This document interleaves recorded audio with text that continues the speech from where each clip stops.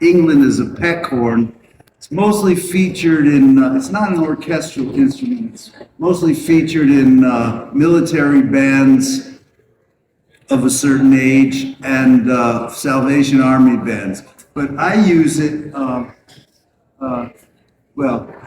use it mostly to play on demonstrations. You see this dent here? It fell out of my backpack and while I was riding my bicycle and suffered some damage. But I've been getting a lot of chops playing it on demonstrations recently, and I brought it here today because at the end of this event, I'm going to lead everyone out the door like a brass instrument piper to go down to the No Kings March. Since you asked. When did the horn suffer the tragic fall from your bag? It suffered a tragic fall on February 28th, was it, or something like that? The last demonstration of a group I participate in, Music Workers Alliance and the We Need a Union Coalition. I was on my way to protest in front of one of the major labels to shout at them, take your AI deal and shove it, which isn't really a great way to get a major label recording deal, but was nevertheless necessary.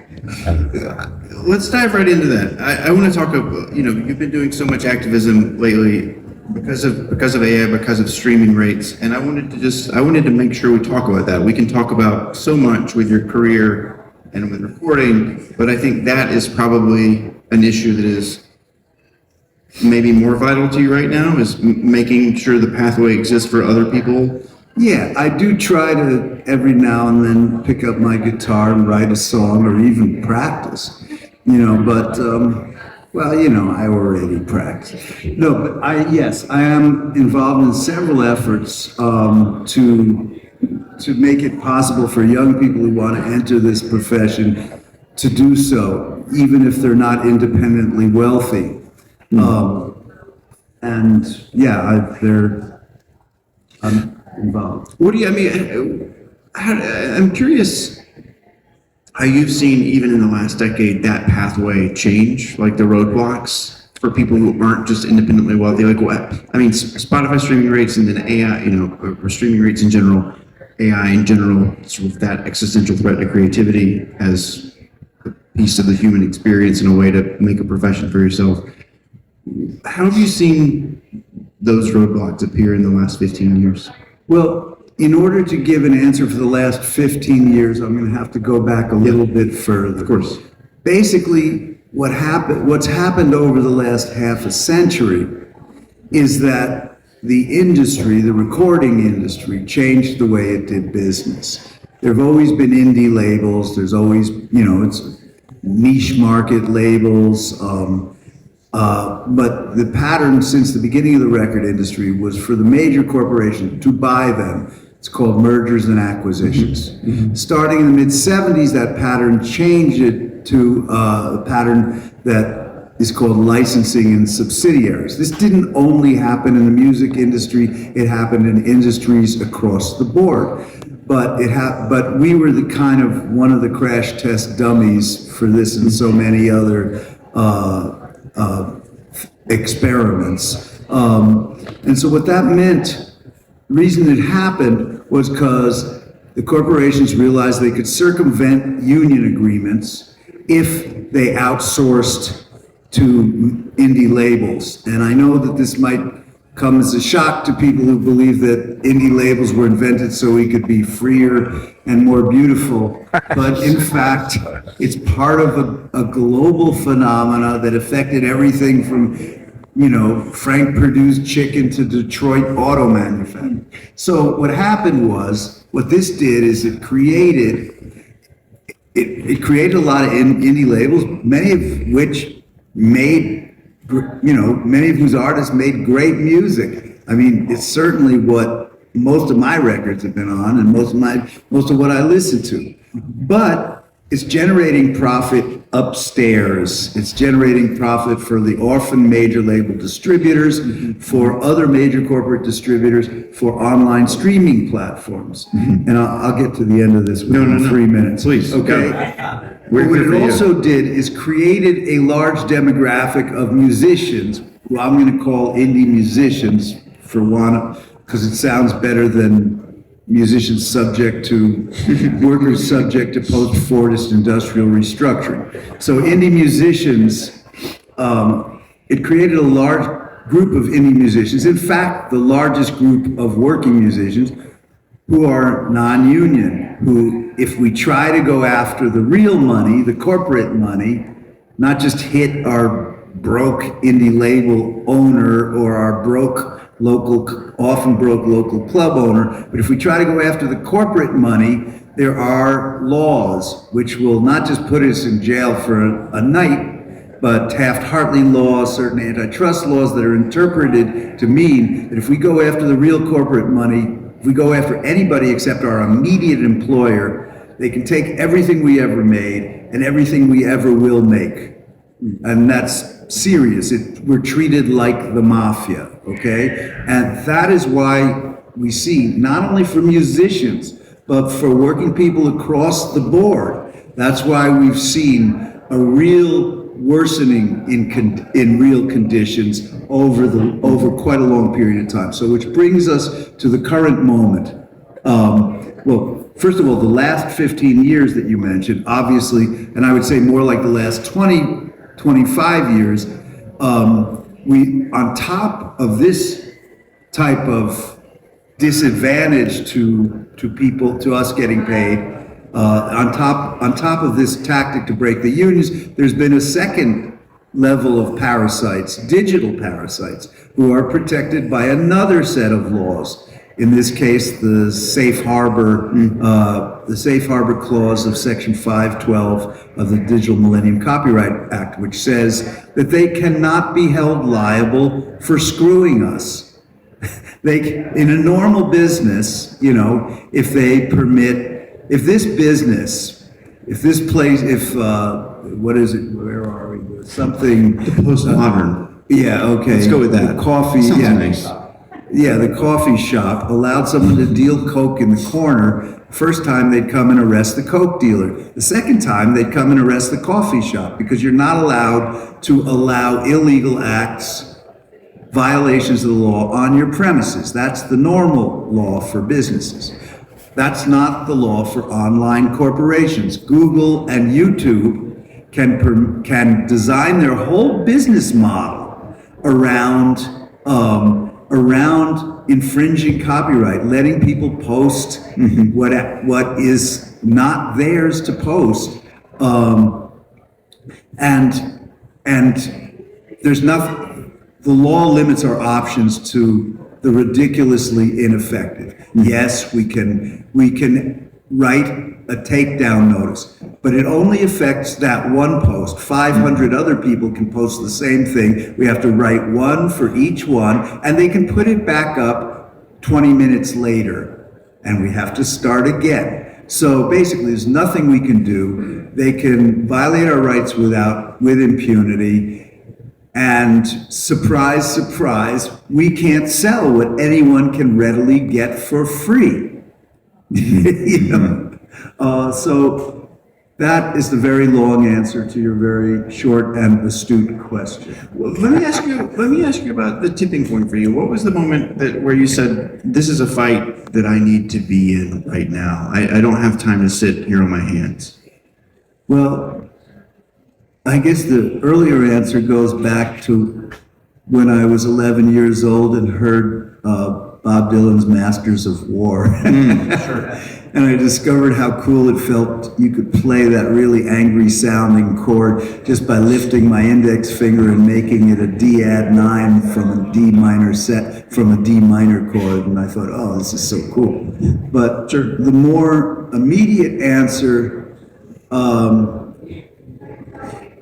it happened over a period of years. Like, we were looking as the internet developed, you know. I mean, I was an early adapter. I had like you know, this, as a touring musician, this was going to solve a lot of problems for me. I mean, I had a CompuServe number before email names were invented. I tried to get online by plugging in the telephone cables and dialing the local CompuServe number. I see a few of us old codgers nodding our heads for that. So this was going to be the best thing in the world for me. I mean, it used to cost $40 for me to call home on the telephone when I was on the road. You know, I spent half my pay arguing with ex-girlfriends. or placating, anyways, or apologizing. Be home soon. I'm sorry. Yeah. Don't believe the rumors. So this was a wonderful thing. But we started to see, the records we worked so hard to release show up online, you know, piracy. And there's always been piracy and there always will be. We started to see it on a mass industrial basis. And I remember asking, you know, my manager at the time, not my current manager, my brilliant current manager, Mary, but my manager at the time, I said, what's up with this stuff? You know, like, isn't this going to be bad for us? And they said, no, this is going to be the best thing ever. And I kept waiting for it to be the best thing ever. And like the hype was enormous. And the hype was enormous, and the blowback, if you dared to disagree, was also enormous. Everybody, like that Metallica thing, those who remember Lars from Metallica spoke out early and said, they're robbing us. And there was a big demonstration, which everyone at the time thought was spontaneous and grassroots, and turns out to have been orchestrated by Reddit and other online corporations burning Metallica records. And we thought, and they lost over $1 million. And they thought, wow, if they can take down Metallica, they can do anything, you know? But I started to become curious at that time and started to read more and check out what was going on. And, you know who called my attention to it? Melvin Gibbs, bass player. I don't know if he's playing in this year's festival. He is. Yep. Oh, okay. Well, Melvin Gibbs, definitely a musician worth checking out. And he called my attention to it on on that issue, and also on another issue, which is radio royalties for artists, which we don't have in the U.S. And he called my attention. He says, man, we're getting our asses kicked online. You know, like, it would be good for us a lot of people don't know this, but you know how much money Aretha Franklin made for the radio play of Respect? Anybody know? Zero, not 1 penny. She didn't write it, and artists don't get radio in the U.S. Everywhere else.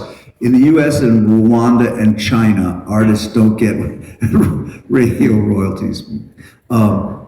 Anyways, but Melvin brought to my attention, he says, we are getting our asses kicked. There's all these fake organizations claiming to oppose this law to give us royalties, and they're conducting this huge online campaign. And this was in like 2010, around then, and we're not doing anything. So we went to the union and we said, you guys have to, we went to Local 802 of the AFM, which is New York local. We said, you guys have to hire a social media person and get moving on this, you know, otherwise we're gonna get our asses kicked. And they said, like, well, what's that, basically, you know? And we got our asses kicked, and we still to this day do not have artist radio rules. So I started becoming interested, and then we saw the same thing. There was a law, not a perfect law, okay, but it could have been amended to be okay. Stop Online Piracy Act, Protect Intellectual Property Act in 2011, 2012. The same thing happened.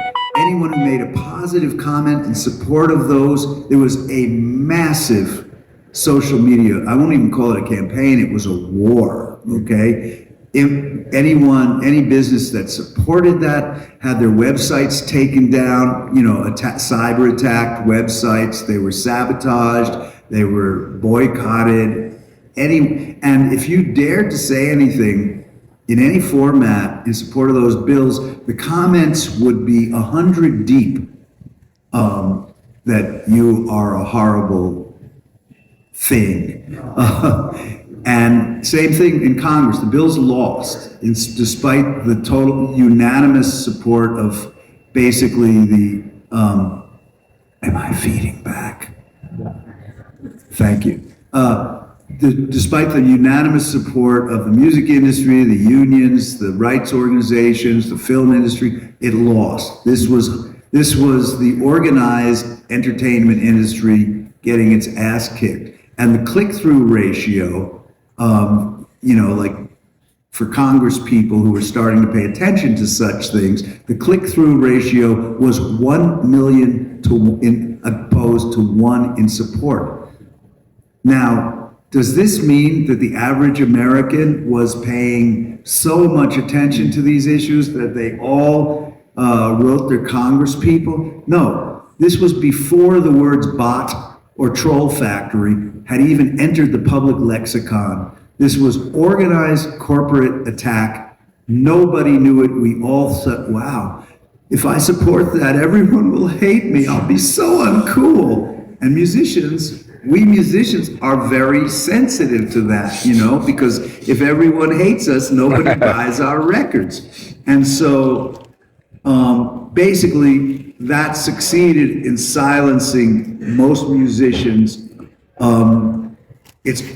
People are only beginning to be aware of the need to speak out recently. We're only beginning to be able to speak out recently.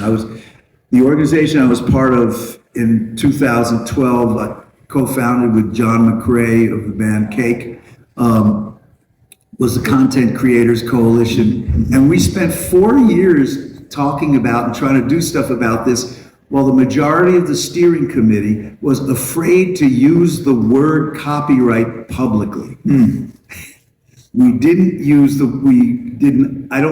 I think maybe finally after 4 years, we used the word copyright publicly, but it took that long. Not using the word copyright publicly, that was worry about perception of greed, of, like these artists are out trying to get paid. What the fuck? They were greedy rock stars,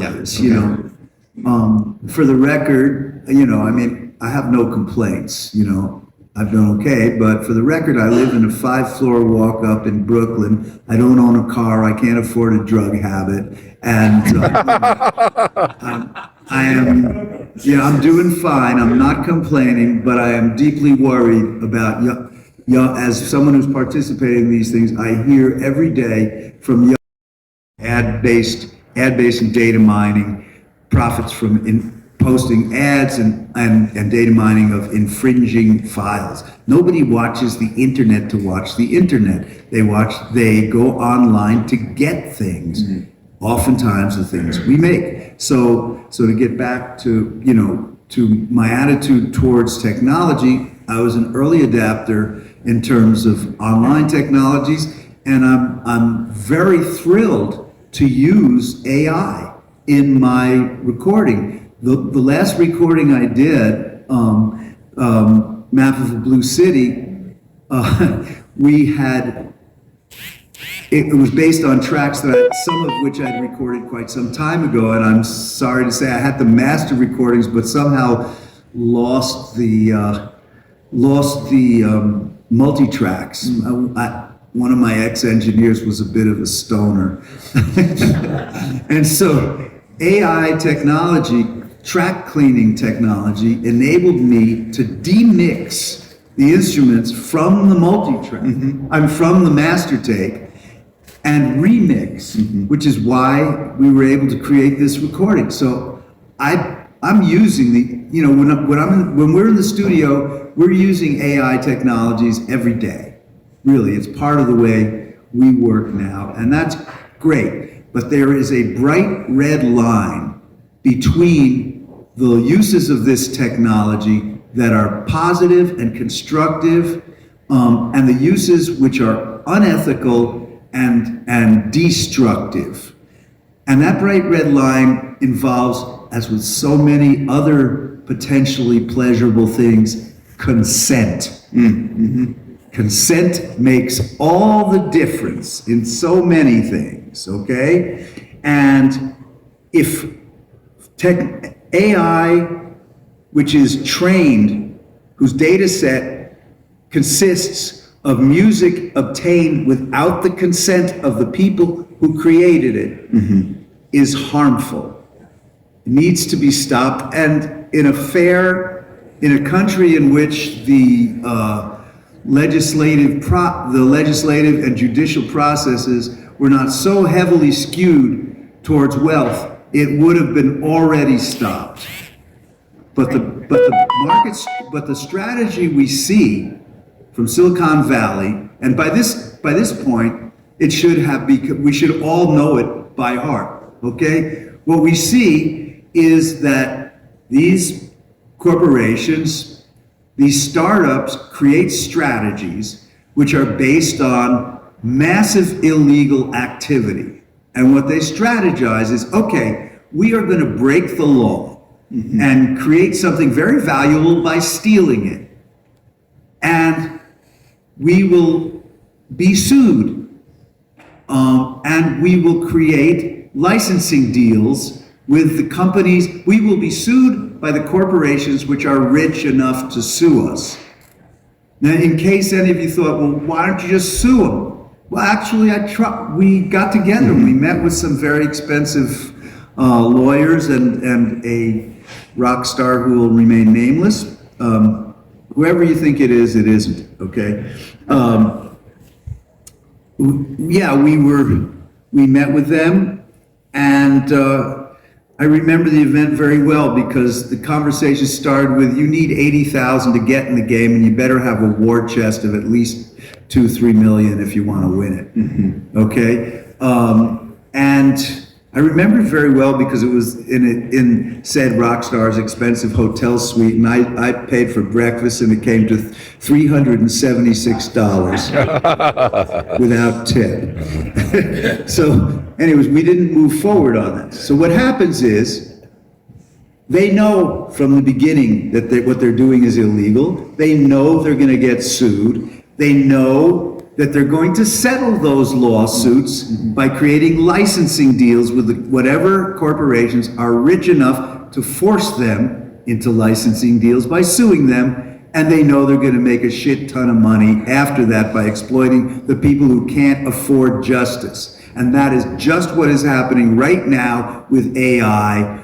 The AI companies ingested, it's called data scraping. They basically take everything off the internet. They don't care whether they have a right to it. They took it without paying. They trained their models on these data sets.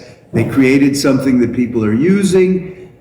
Surprise, surprise, they were sued by the major label. Surprise, surprise, the major label cases none of them have proceeded to judgment, but are all resulting in settlements and licensing deals, which, if we fast forward to one of your other questions, and to an explanation, which explains how this E-flat horn got this dent in it. Because the group that I'm involved in, the groups that I'm involved in Music Workers Alliance and We Need a Union Coalition, which also includes the Austin, Texas wonderful Austin, Texas Musicians Organization, and the Indie Musicians Caucus of the AFM, we have done these demonstrations in front of the major labels, which I mentioned earlier, and that's how this got this dent. I like to play this on demonstrations, and it fell off my bicycle. It's interesting when you talk about these sort of data set licensing deals, and also the copyright notice takedowns. I'm thinking about like crime at scale, right? Like, you know, if you can make, if the crime is big enough where everyone's not going to sue you at once, then everyone can sort of get lost. That's right. And that's how you win. And the thing that is interesting about that, and I think about right now in terms of a wider political context, that doesn't mean you don't fight it, right? Like you have to keep fighting. Exactly. But it can feel pretty Sisyphean, right? And so I'm curious about, you know, as we go to the King's March in 30 minutes or whatever, and as more of the world seems to continue burning by the minute, how do you personally resist that feeling or push it back enough to keep going? Well, I don't. Sure, fair. You know, but I don't know. Well, I think that the only way that I personally can avoid, the only alternative to like serious drinking as a response to this is to do what I can. And I believe that the No Kings March and what I'm talking about are closely related. They are not unrelated. Because the real question here is why me, Marc Ribot, noise guitarist and amateur E-flat horn player, is talking about these things. Why isn't my union, why hasn't my union acted on it? Okay, that's the real question. Why, we all know Taylor Swift, you know, she spoke out about Spotify, for example. Now, you know, Spotify is the same is exactly like what we were talking about, the Silicon Valley model. They created their platform by not paying songwriters. And then they settled in a big congressional way with something called the Music Modernization Act, which, okay, we're gonna, you know, it settled all the past lawsuits. It gave major labels certain competitive advantages, you know, but it basically paid songwriters, which is good, in exchange for immunity from past lawsuits. So Taylor Swift withdrew all her music, and she won important concessions for herself and for others for a little while. But the big question that nobody's asking is, why didn't the union say, yeah, she's right, we're going to put something in our contract saying nothing goes to Spotify unless they've done X, Y, and Z? Why didn't she get together with 10 of her rock star friends and really bring them to their knees, take out 80% of their profits, and really demand justice, demand something other than this 0.0038 cents per stream starvation wage? Why didn't she do that?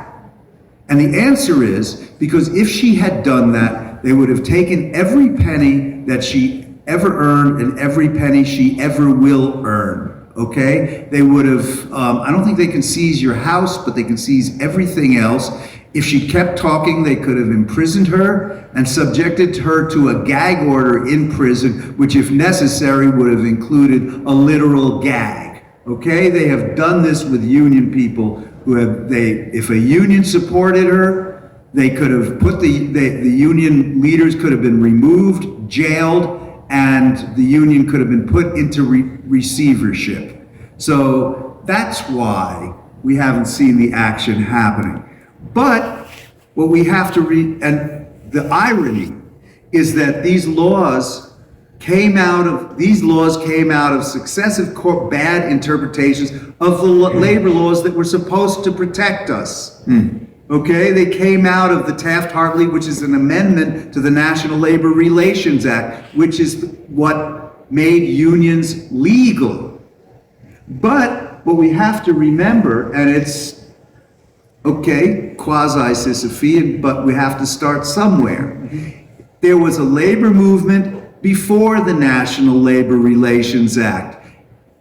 And there needs to be one now that it's been rendered useless for gig workers, for people who have been in the position, for indie indie musicians, for indie film people, for many millions of workers. Now that it's been, Capitol has found a workaround to circumvent the labor laws that are supposed to protect us. And there are workarounds that we can find, that we have found, okay, that enable us to fight back. And we have to, what we are doing right now, and I encourage any musicians, musicworkersalliance.org, all one word, musicworkersalliance.org. On the website, there's connections to the We Need a Union campaign if you're a musician. And I also want to give a shout out on general legislative issues to the Fan Alliance, fanalliance.org, even though... The Fan Alliance. Oh, thefanalliance.org, yeah, which is supporting musicians on a lot of legislative issues, although they have not yet, their consciousness has not yet been raised to support us on our fight within the union. Well, but hopefully soon will be. So we are demanding right now, in tangible ways. Right now, the union, the AFM, is engaged in negotiations with the major labels. So we're not just, yes, it was, I have to say that my E-flat alone did not convince UMG to cancel their licensing deal with Suno and Udio. I played it very loud, but they didn't back down.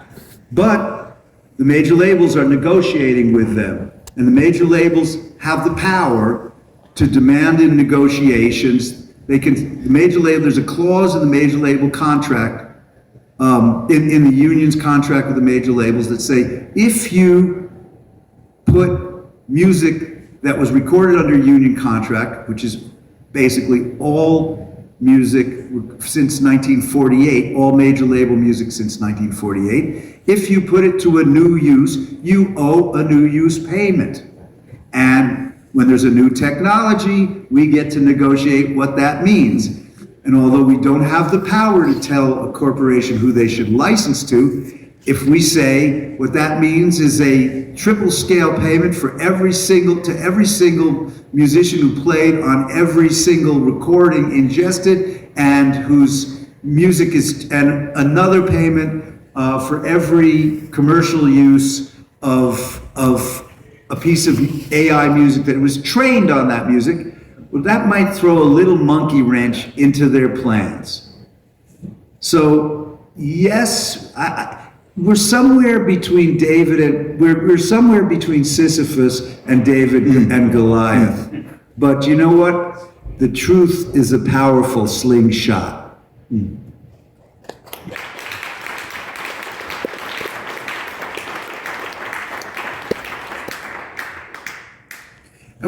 You mentioned the younger musicians in this conversation, right? You know how, you've got your fifth floor walk up, and maybe they don't.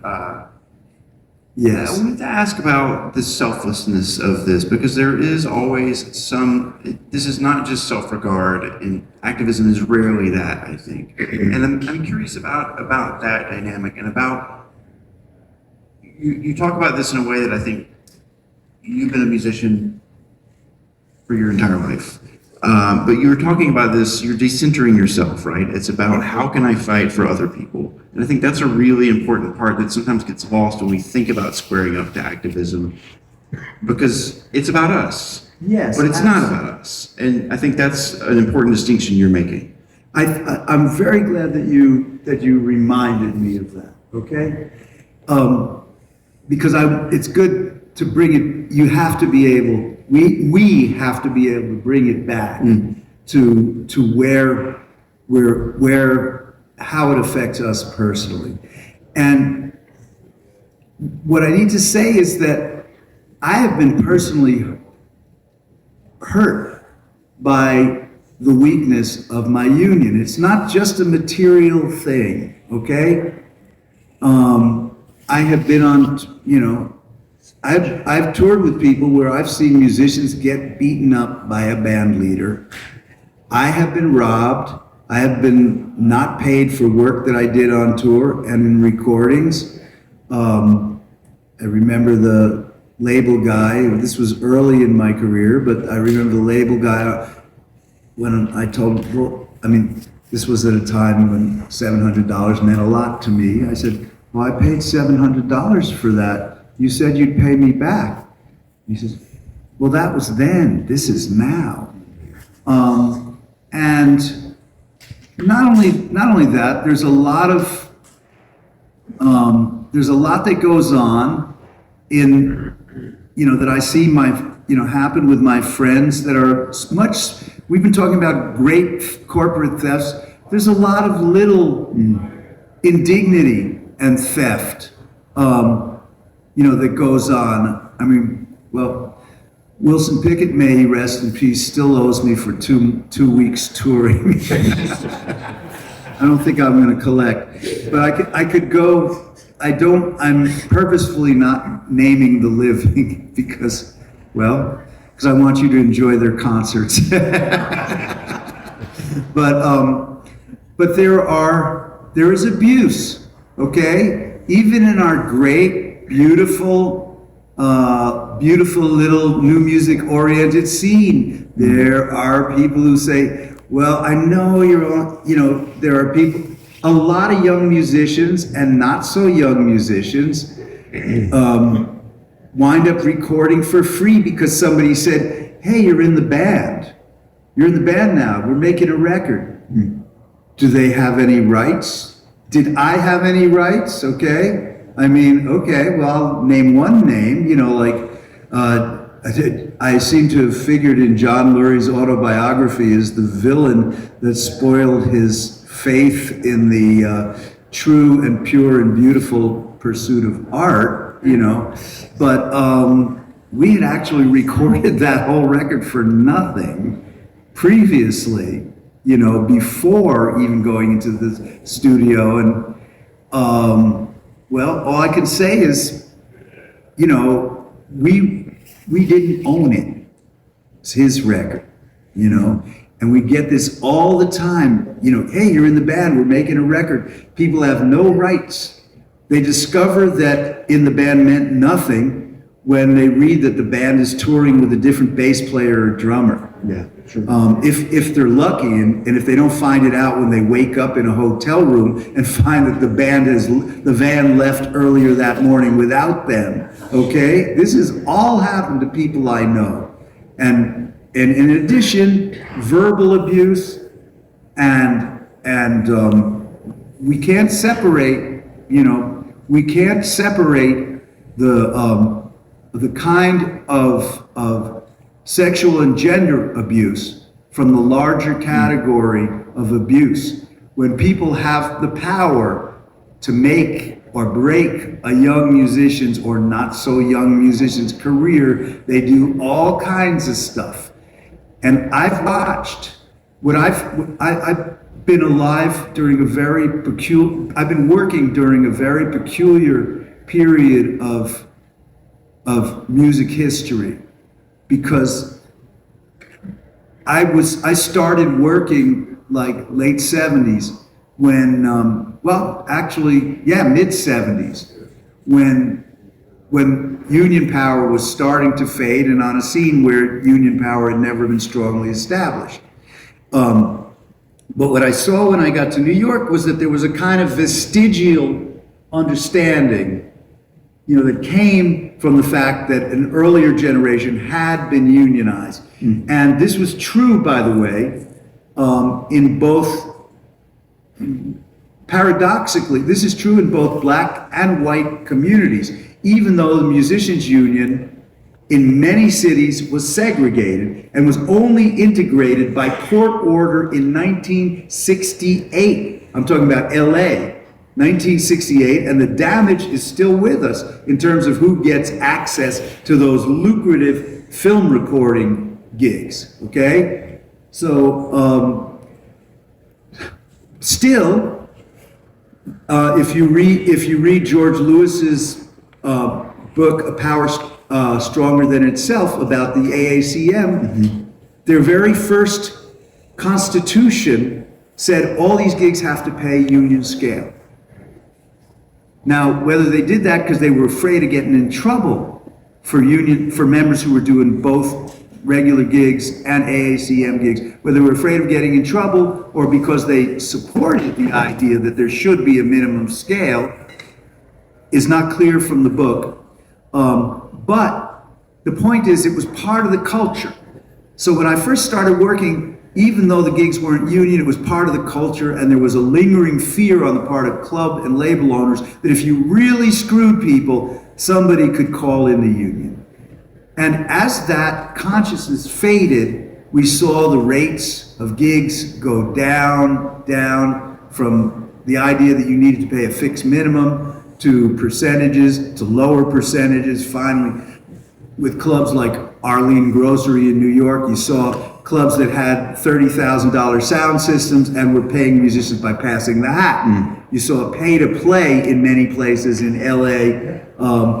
Pay to play started to come in. So I saw this awareness of union culture faded, I saw the general economic maxim illustrated, the general economic truth that the drive for profits exerts a downward pressure on wages. We've seen this happen, okay? And we've organized in some cases to fight back against it. We have a collective bargaining agreement at Winter Jazz Festival that raised rates, that raised rates from next to nothing to $250 for a 7-piece group and smaller. As you talk about this with so much passion, really, I couldn't help but think about there's a jazz critic of note who has an opinion that I disagree with strongly, and I'm interested in your take on it. And his opinion is that instrumental music has nothing to do with politics, that it doesn't convey politics. And as you talk about this stuff, I'm imagining that the space in your brain between making music and thinking about the fight for musicians' rights is probably pretty small, and that the overlap is strong for you. And that so as you play, maybe you're not consciously thinking about this stuff as you're playing guitar, but it is coming from part of the same brain, it's coming from part of the same lived experience. Is that accurate to you? Yes, it is accurate. And, part of it came from, part of it comes from the thing, I came up with kind of quote unquote downtown scene, punk influenced music, transgressive art forms in general. And, I'm not going to sit there, and be transgressing this, that, and the other thing, but feel like it's farting in church to point out that some people are profiting off our music without paying us, that people are screwing us. I'm just a difficult person. I'm going to say that shit, So, and also, there's another thing that as you age, as you grow into this music thing, as you see it decade after decade. Well, I met this avant-garde musician, Akio Suzuki. I don't even know if he's still alive, but he was a contemporary and friend of John Cage, and we became friends with him when I was touring in Japan. And last time I saw him, he was on his way to do this project, which in the middle of nowhere in this field, in the countryside in Japan, he wanted to build a curved wall, a curved earthen wall, where people could sit and listen. In other words, he had moved from creating sound to creating the environment where people could listen to sound. And I thought this was a beautiful, he went there without any money and any food and started doing this with him and a few friends. And eventually the local people, farmers started to give them food and support them and help them sometime. And from this idea of a place to listen, I'm not in touch with them, but I believe people are there now listening. There's a possibility of listening. And if we want music, if we want to hear music created by people who are not independently wealthy, then we need to create the space for young people to get paid for playing music. Not just, okay, I took my second guitar lesson, I made something that streamed, 20 streams on Spotify. Okay, we all understand there's a reality principle. But the point is, right now, you could be a young indie session musician player who played on 30 records that all counted together generated millions for major label distributors. And you don't get health insurance, you don't get pension. And I'm not just making this up. I have friends at the Jazz Foundation who can give you lists of names of people whose names who have needed, many people who they've bailed out who would have died without their intervening and providing them with medical care, and would have died undignified, died in the street if they hadn't intervened to get them homes. And they can also give you names of people who they got to too late. So if we want there to be the environment, if we want racial justice and gender justice and class justice in this industry, if we want the geniuses who were not rich, who created the music we love, to still, the next generation, to have that access, we need to get together. We need a union. We need a union that's responsive, that's accountable